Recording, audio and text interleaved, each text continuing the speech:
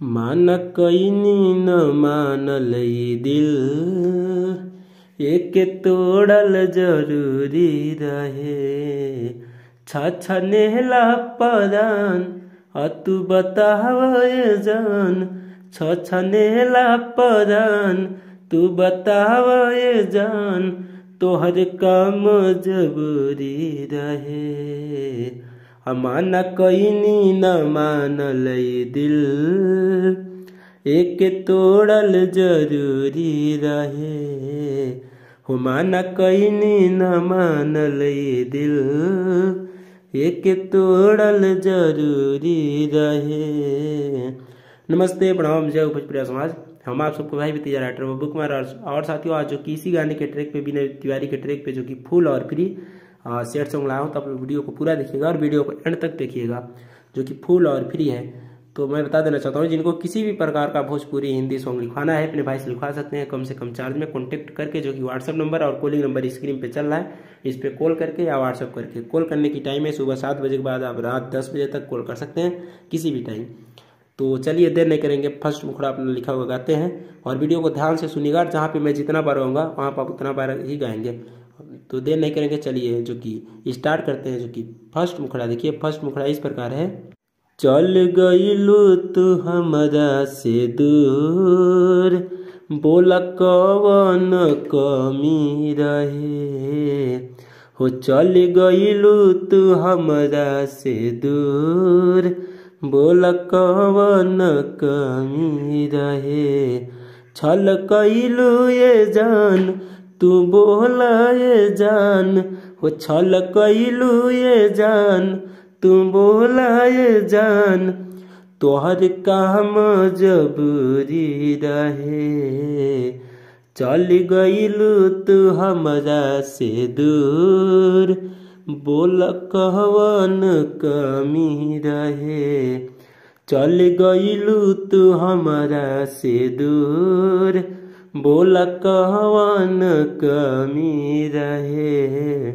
तो दोस्तों ये था जो कि फर्स्ट मुखड़ा। अब आइए पहला अंतरा गाते हैं। और पहला अंतरा गाने से पहले मैं आप सबसे हाथ जोड़ के निवेदन करूंगा, अगर हमारा लिखा हुआ सॉन्ग अच्छा लगा तो आप लोग नए हैं चैनल पर तो चैनल को सब्सक्राइब कर लीजिए और वीडियो को लाइक करके वीडियो के नीचे कमेंट में अपनी राय जरूर दीजिएगा। और साथ में वीडियो को अपने दोस्तों के पास शेयर जरूर कर लीजिएगा, ताकि मैं कोई भी सॉन्ग लिखूँ वो सबसे पहले आपके मोबाइल में आ जाए, आप सबसे पहले लाभ ले सके। तो देर नहीं करेंगे, चलिए देखिए पहला अंतरा इस प्रकार है। एक ही रतिया बदलल प्रीतिया, दिलऊ बेचारा रोवेला। दोसरा के डोलिया बोला ये गोरिया, काहे चिन्ह न पावेला। हाँ एक ही रतिया बदलल प्रीतिया, दिलऊ बेचारा रोवेला। दोसरा के डोलिया बोला ये गोरिया, काहे चिन्ह न पावेला। सुन रोवेला दिल याद न आइल उ दिन, सुन रोवेला दिल याद आई उ दिन, तोहर काम जरूरी रहे। चल गईलू तू हमरा से दूर, बोला कवन कमी रहे। हो चल गईलू तू हमरा से दूर, बोला कवन कमी रहे। तो दोस्तों ये था जो कि पहला अंतरा। अब आइए लास्ट अंतरा गाते हैं। और लास्ट अंतरा में जहाँ पे राइटर का नाम है, इस सॉन्ग के लिखने वाले राइटर बब्बू कुमार है, तो जहाँ पे राइटर का नाम है वहाँ पे रहने दीजिएगा। और आप लोग एक बार राइटर का नाम, एक बार अपना नाम लेके गा सकते हैं, फुल और फ्री है। तो चलिए लास्ट अंतरा गाते हैं। देखिए लास्ट अंतरा इस प्रकार है। के धोखा मिलल मौका मिलल, प्यार नायब करब हो।